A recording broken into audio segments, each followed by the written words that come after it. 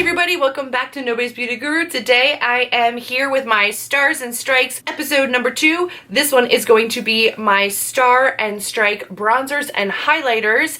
I am so excited that this series has as many amazing women in it as it does. I'm hoping that some people will start to see these categories and these videos and join in. Everything will be listed in the description box down below. So if you want to know who I'm co-hosting with and all the lovely ladies that have joined up with me, definitely look down below for that information, or the categories and the dates when we'll be posting them in case you want to join in.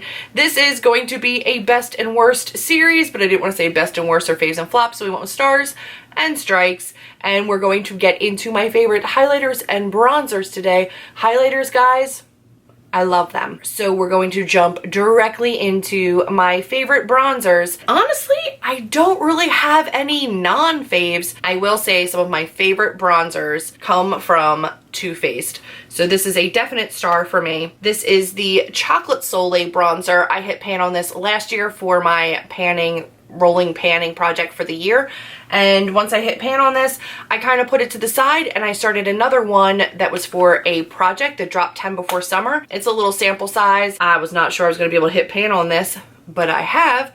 It's right up here in the corner. This is the Sun Bunny bronzer from Too Faced. This one definitely has like a glowy, shimmery side and then a matte side. I really like the formulation on these. I love the cocoa smell. I think they blend really beautifully. The tone of these are not too orange. They're not too warm, cool, anything. They work beautifully. If I had to suggest any bronzer to anybody, it would be these. I think that the color range is good for medium skin, not dark skin, but medium skin. And then they have the milk chocolate for lighter skin, and this one's really nice for a little bit of glow. The other favorite for me is the Kat Von D Shade and Light palette. Now this one does have a shade that is a little bit too dark for me. I don't typically reach in for this one, but these two really work for bronzing. This one can work mixed in with this one for a contour. So if I mix the two of those, I can get a darker contour. I enjoy the heck out of this palette. I definitely have used it. I tend to reach for my single bronzers that I can take with me on the go. So that is those. Starting over here, this is Sun Bunny. This is the Chocolate Soleil, and then these are the 3 from the Kat Von D Shade and Light from left to right. So we're going to get into some of the ones that didn't particularly work for me, and that one unfortunately is one that I wanted to love. This color is too light to really show up on me. This is the Butter Bronzer in just regular bronzer. I think there's like a lighter shade. This is the darker shade of the two. This is that bronzer down here at the end. So obviously right next to that one, it's going to look pretty light, but even compared to these, this is almost non-existent. While it smells deliciously like a pina colada, it does not show on my skin. I don't have a problem with the formula. I don't have a problem with the smell. I don't have a problem with anything other than the color payoff for me just doesn't really work. This is the Bahama Mama from the Balm. This is what it looks like. This one is not too light for me. It's not too dark for me. The tone does work. It can pull a little bit grayish greenish on my skin. This is still one that I use. I absolutely do use it. It's just not my favorite undertone of a bronzer. By no means is this a full-blown strike. This is something that I do use and enjoy, but I don't reach for it above my other ones. It's in my e.l.f., which is going to blind you. This is the Total Face palette.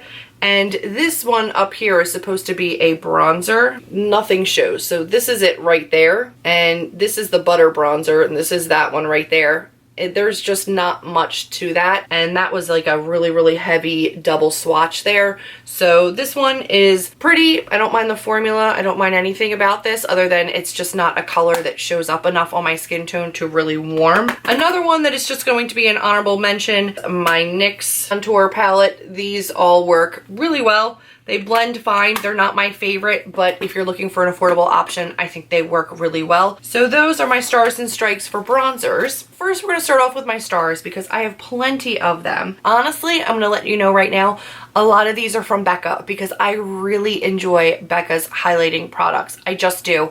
I know they're pricey, but they really are gorgeous. Becca and highlighters have my heart. So let's start off with Becca and get it out of the way. Their liquid shimmering skin perfectors are amazing. I have the large one in Champagne Pop. This is a small one in Opal. I use these on no makeup days. I use these underneath my foundation. I use them mixed in with my foundation. Any way you could think to use these, mixed with lotion.